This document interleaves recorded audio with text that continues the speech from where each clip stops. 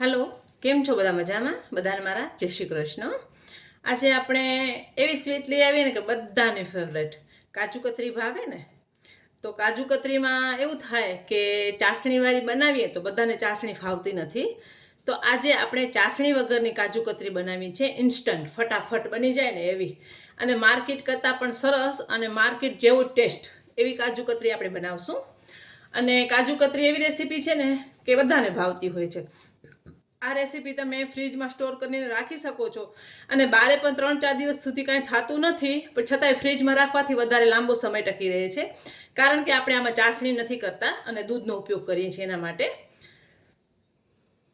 તો તેના માટે મેં કાજુ લીધા છે, દળેલી ખાંડ છે, મિલ્ક પાવડર છે, અને 1-2 ચમચી દૂધ જોશે, દૂધ છે. હવે આગળ મેં વિડીયો કાજુ કતરીનો ચાસણીવાળો નાખેલો છે, તમને જોવું હોય તો તમે એ વિડીયો જોઈ શકો છો કે મેં ચાસણી બનાવી ને કાજુ કતરી બનાવી છે માર્કેટ જેવી જ. ટેસ્ટ એકદમ માર્કેટ જેવું જ, અને ઘરમાં સસ્તી પણ પડે છે. અને કાજુની ઘણી બધી આપણે સ્વીટ આગળ વિડીયો અપલોડ કરેલા છે, તમને જોવા હોય તે પણ જોઈ શકો છો. પણ હવે થાય એવું છે કે ઘણાને ચાસણી કરતાં ફાવતી નથી, તો એ લોકો ઘરે કાજુ કતરી બનાવતા નથી અને બીક લાગે છે કે બગડી જશે તો, કારણ કે કાજુ મોંઘા હોય છે. પણ આ રેસીપી તમે બનાવશો તો તમારી કાજુ કતરી બગડશે પણ નહીં, અને ટેસ્ટ પણ સરસ આવશે અને માર્કેટ જેવી જ લાગશે. તો તેના માટે મેં કાજુ લીધા છે. હવે પરફેક્ટ માપ કહી દઉં તો 250 ગ્રામ કાજુ હોય તો 150 ગ્રામ ખાંડ અને 40 ગ્રામ મિલ્ક પાવડર પરફેક્ટ માપ છે એનું, કે કાજુ કતરી સરસ જ બનશે. આ માપ તમે ફોલો કરશો તો તમારી કાજુ કતરી બહુ સરસ બનશે. પછી જેટલું તમને વધારે કરવું હોય એનું ડબલ કરતા જવાનું. તમે અડધો કિલો કાજુ લો તો 300 ગ્રામ ખાંડ અને 80 ગ્રામ મિલ્ક પાવડર, અને ચાસણીમાં જે પાણી થોડુંક જોતું હોય, અને ચાસણી કેવી કરવાની, પાણી ખાંડ ડૂબે એટલું જ લેવાનું હોય છે. પણ અત્યારે આપણે ચાસણી કરવાની જરૂર નથી, એમ જ થશે, તમે જોજો. તો પહેલાં આપણે કાજુને દળી લઈએ. કાજુ દળવા પહેલાં હંમેશા ધ્યાન રાખવાનું કે ફ્રીજમાં કાજુ રાખવાના, ફ્રીઝરમાં નથી રાખવાના. ફ્રીજમાં રાખવાના, ઠંડા કરી લેવાના.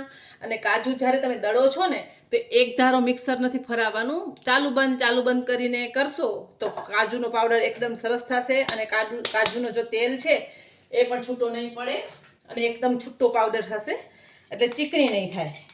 જો તેલ છૂટું પડી જાય તો કાજુ કતરી આપણી ચીકણી થઈ જાય છે. અને આવી રીતે એક ચાળણીમાં ચાળી લેવાનું, કે જે કાજુ રહી ગયા હોય ને, કે ચાલુ બંધ કરીને કરીએ છીએ ને તો થોડા કાજુ આવા રહી જાય છે.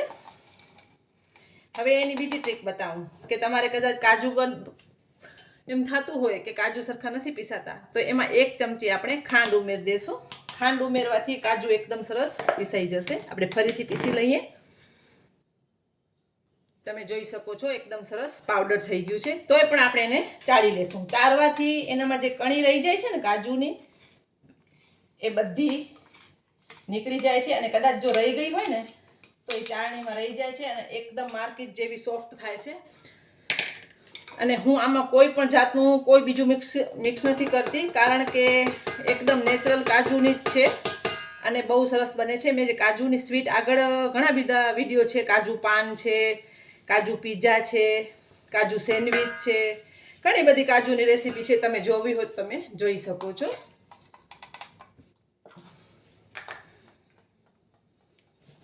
હવે આપણે જે આ લીધું છે એમાં આપણે મિલ્ક પાવડર લઈ લેશું, ખાંડ લઈ લેશું. જો તમારા ઘરમાં વધારે સ્વીટ ખવાતી હોય તો ખાંડનું પ્રમાણ તમે વધારી શકો છો, કે તમે વધુ ઓછું કરી શકો છો. આ મેં વરખ લીધું છે. મારું વરખ પાણીમાં જરાક પડી ગયું હતું તો ખરાબ થઈ ગયું છે, પણ છતાંય થોડુંક છે, તો હું તમને બતાવવા માટે રાખ્યું છે મેં. હવે આ બધું મિક્સ કરી અને આનું લોટ બાંધી લેવાનું છે.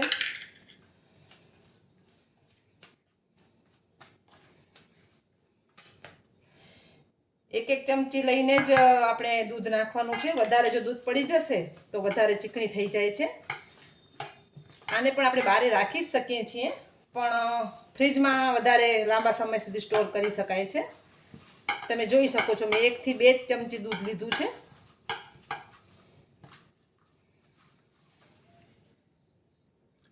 દૂધ એકદમ સાચવીને લેજો.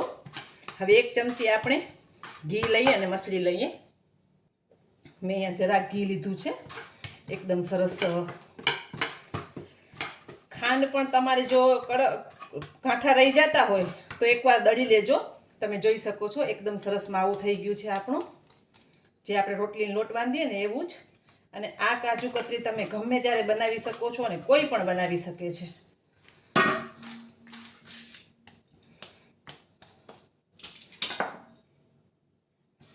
આવી રીતે આપણે વણી લેશું.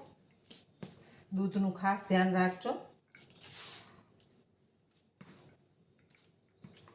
તમે જોઈ શકો છો એકદમ ઇઝીલી વણાઈ પણ જાય છે. તો મારી પાસે થોડું ઘણું વરખ છે તો હું તમને એકવાર લગાવીને બતાવી દઉં.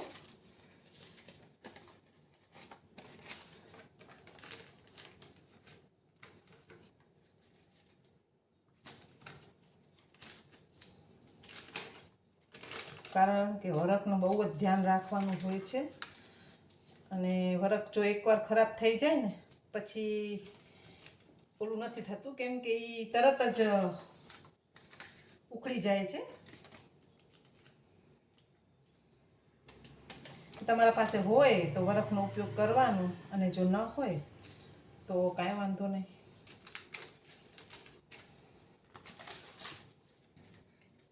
એકવાર મેં રાખ્યું હતું ને તો મારાથી જરાક પડી ગયું હતું પાણીમાં. આ તો આપણે અત્યારે ડેકોરેશન કરવા અને બતાવવા માટે કર્યું છે. જો માર્કેટ જેવી બનાવી હોય તો વરખ લગાવવું જરૂરી છે. અને વરખ તમને કોઈ પણ તમારે ત્યાં દુકાન હશે ને ત્યાં મળી જશે. પીસ કરી લેશું.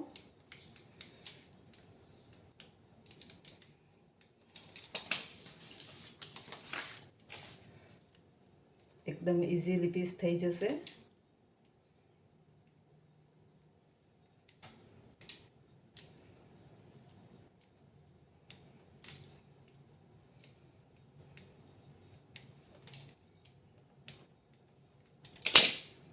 તમને કાઢીને બતાવી પણ દઉં કેટલી ઇઝીલી બની જાય છે. તમે જોઈ શકો છો માર્કેટ જેવી જ બની છે ને, સરસ. ટેસ્ટમાં પણ એકદમ માર્કેટ જેવી જ બને છે.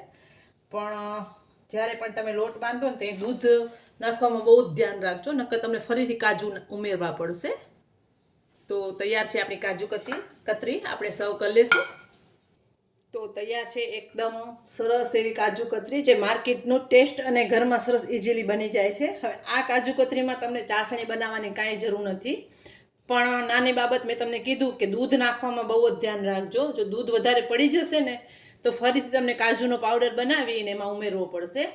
જો દૂધ વધારે પડી જાય ને તો તમે કાજુનો પાવડર જ ઉમેરી શકો છો. એમાં તમે મિલ્ક પાવડર કે ખાંડ નહીં ઉમેરી શકો, નકર વધારે ચીકણું થઈ જશે. તો તમે હેન્ડલ થઈ જશે, તમારી બગડશે તો નહીં જ, ખરાબ નહીં થાય, પણ એક્સ્ટ્રા તમને કાજુનો પાવડર ઉમેરવું પડશે. તો આ કાજુ કતરી ચોક્કસ તમારા ઘરે બનાવજો. આ રેસીપી એવી છે કે દિવાળીમાં ચાલે છે, કોઈ પણ પ્રસંગમાં ચાલે છે, અને ગમે ત્યારે ઈચ્છા થાય ને ત્યારે બનાવી શકાય છે. તો તૈયાર છે આપણી કાજુ કતરી. તો આ રેસીપી ચોક્કસ તમારા ઘરે બનાવજો. બધાને મારા જય માતાજી.